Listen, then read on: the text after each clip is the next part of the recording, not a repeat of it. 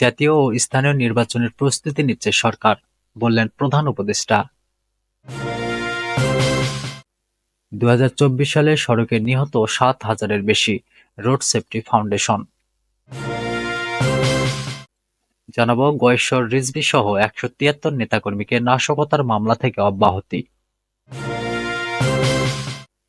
সর্বশেষ জানাবো বিজিবির বাধায় কাঁটাতারের বেড়া নির্মাণ বন্ধ করল বিএসএফ।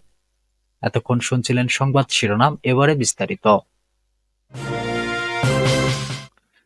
জাতীয় ও স্থানীয় নির্বাচনের প্রস্তুতি নিচ্ছে সরকার, বললেন প্রধান উপদেষ্টা। বাংলাদেশের জাতীয় ও স্থানীয় সরকার নির্বাচন নিয়ে অন্তর্বর্তী সরকার প্রস্তুতি নিচ্ছে বলে জানিয়েছেন প্রধান উপদেষ্টা অধ্যাপক ডক্টর মোহাম্মদ ইউনূস। বুধবার ইইউ ইনভেস্টমেন্ট ব্যাংকের ভাইস প্রেসিডেন্ট নিকোলা বিয়ার প্রধান উপদেষ্টার সঙ্গে সৌজন্য সাক্ষাতে এলে তিনি এমন তথ্য জানান। এ সময় প্রধান উপদেষ্টা আগামী জাতীয় সংসদ নির্বাচন নিয়ে সরকারের পরিকল্পনার কথা তুলে ধরেন। তিনি জানান, অন্তর্বর্তী সরকার একই সঙ্গে স্থানীয় সরকার ও জাতীয় নির্বাচনের প্রস্তুতি নিচ্ছে। বাংলাদেশের অন্তর্বর্তী সরকারের সংস্কারমূলক কাজে সহায়তার আশ্বাস দেন ইইউ ইনভেস্টমেন্ট ব্যাংকের ভাইস প্রেসিডেন্ট নিকোলা বিয়ার। রাষ্ট্রীয় অতিথি ভবন যমুনায় প্রধান উপদেষ্টা অধ্যাপক মোহাম্মদ ইউনূসের সঙ্গে সাক্ষাৎকালে তিনি প্রধান উপদেষ্টাকে আশ্বস্ত করে বলেন, ইইউ ইনভেস্টমেন্ট ব্যাংক সরকারের নেওয়া সংস্কারমূলক উদ্যোগকে সমর্থন করে। এ সময় ডক্টর মোহাম্মদ ইউনূস দুর্নীতি মোকাবেলা, সুন্দরবন আশপাশের অঞ্চল ও নদী ব্যবস্থাপনার জন্য ইইউ ইনভেস্টমেন্ট ব্যাংকের সহযোগিতা কামনা করেন।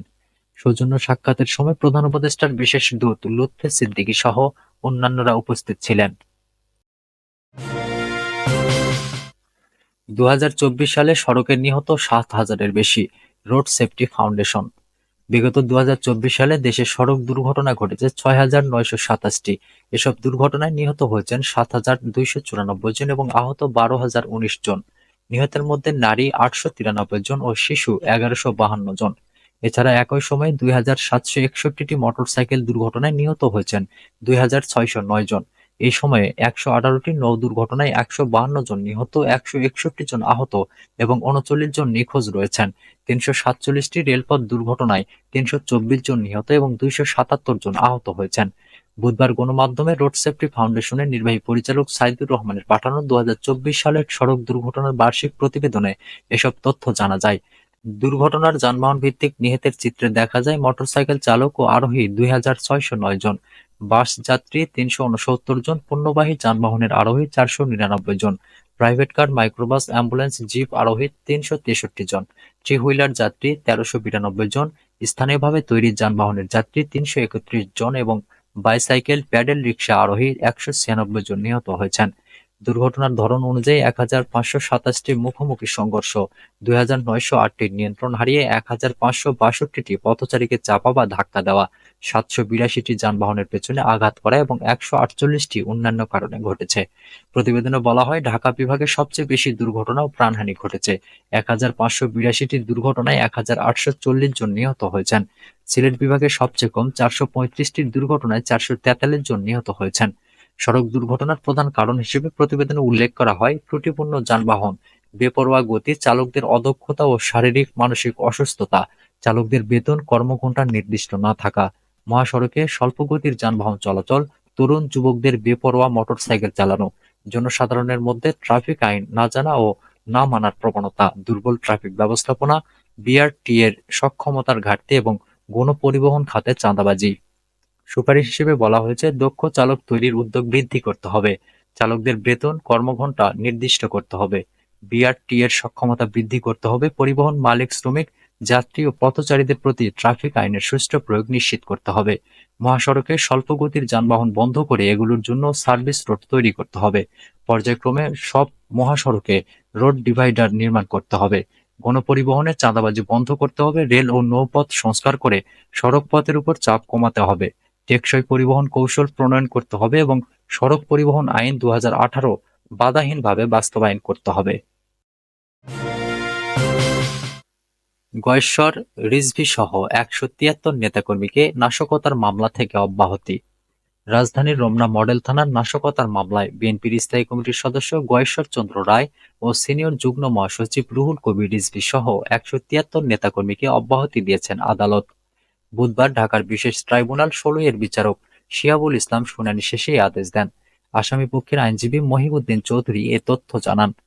অব্যাহতি পাওয়া উল্লেখযোগ্য আসামিদের মধ্যে রয়েছেন বিএনপির vice chairman advocate Joynal Abedin, স্বাস্থ্য বিষয়ক সম্পাদক ডাক্তার মোহাম্মদ রফিকুল ইসলাম, আইন বিষয়ক সম্পাদক ব্যারিস্টার কায়সার কামাল, সাংগঠনিক সম্পাদক শামা ওবায়েদ, যুগ্ম মহাসচিব হাবিবুন নবী খান সোহেল। জানা যায় ২০১৮ সালের ৩০ জানুয়ারি বিএনপি চেয়ারপারসন খালেদা জিয়া ঢাকার নাজিমুদ্দিন রোডের পুরাতন কেন্দ্রীয় কারাগার এলাকায় স্থাপিত বিশেষ আদালতে হাজিরা শেষে বাসায় ফিরছিলেন। এ সময় শাহবাগ থানাধীন পরিবাগ এলাকায় রাস্তায় স্লোগান দিতে থাকেন বিএনপি নেতাকর্মীরা। তখন নেতাকর্মীদের সঙ্গে সংঘর্ষ হয় পুলিশের। ওই দিন পুলিশের এসআই মোহাম্মদ মহিবুল্লাহ বাদী হয়ে রমনা মডেল থানায় মামলা করেন। তদন্ত শেষে ২০২০ সালের ২৯ জানুয়ারি গয়েশ্বরচন্দ্র রায় সহ দলটির ১৭৩ জনকে অভিযুক্ত করে আদালতে অভিযোগপত্র দাখিল করেন তদন্ত কর্মকর্তা ডিবি পুলিশের রমনা জোনাল টিমের এসআই মোহাম্মদ সাইফুল ইসলাম খান। বিজেপির বাধায় কাঁটাতারের বেড়া নির্মাণ কাজ বন্ধ করল বিএসএফ। চাঁপাইনবাবগঞ্জের শিবগঞ্জ সীমান্তে আপাতত রাস্তা বা কাঁটাতারের বেড়া নির্মাণ কাজ বন্ধ রাখতে সম্মত হয়েছে বিএসএফ। বুধবার বিকেলে রাস্তা ও কাঁটাতারের বেড়া নির্মাণকে কেন্দ্র করে উত্তেজনাকর পরিস্থিতি নিয়ে বিজেপি বিএসএফ এর তৃতীয়বারের মতো পতাকা বৈঠকে এ সম্মতি জানায় বিএসএফ। বৈঠক শেষে চাঁপাইনবাবগঞ্জের ৫৯ বিজিপি ব্যাটালিয়নের অধিনায়ক লেফটেন্যান্ট কর্নেল গোলাম কিবরিয়া এ তথ্য নিশ্চিত করেছেন। লেফটেন্যান্ট কর্নেল গোলাম কিবরিয়া বলেন, দুই বাহিনীর কর্মকর্তাদের মধ্যে ফলপ্রসূ আলোচনা হয়েছে। কাঁটাতারের বেড়া নির্মাণ কাজ বন্ধ রাখতে সম্মত হয়েছে বিএসএফ।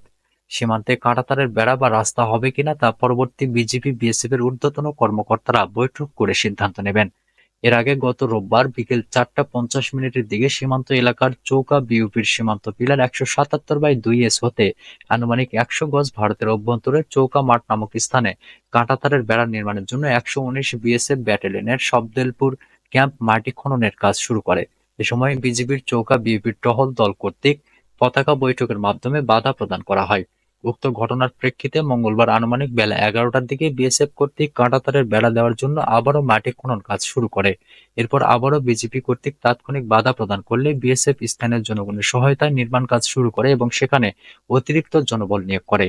পরে ৫৯ বিজিবির অধিনায়ক এবং রাজশাহী বিজিবির সেক্টর কমান্ডার ঘটনাস্থলে পরিদর্শনে আসেন এবং বিজিবি কর্তৃক তাৎক্ষণিক বিএসএফ এর স্টাফ অফিসারের সঙ্গে পতাকা বৈঠক অনুষ্ঠিত হয়। বৈঠক পরবর্তী বিএসএফ তাদের অতিরিক্ত জনবল ও বেসামরিক ব্যক্তিদের সরিয়ে নেয় এবং নির্মাণ কাজ বন্ধ রাখে। এ নিয়ে সীমান্তে উত্তেজনা ছড়িয়ে পড়ে। তবে আজ সীমান্ত পরিস্থিতি স্বাভাবিক রয়েছে।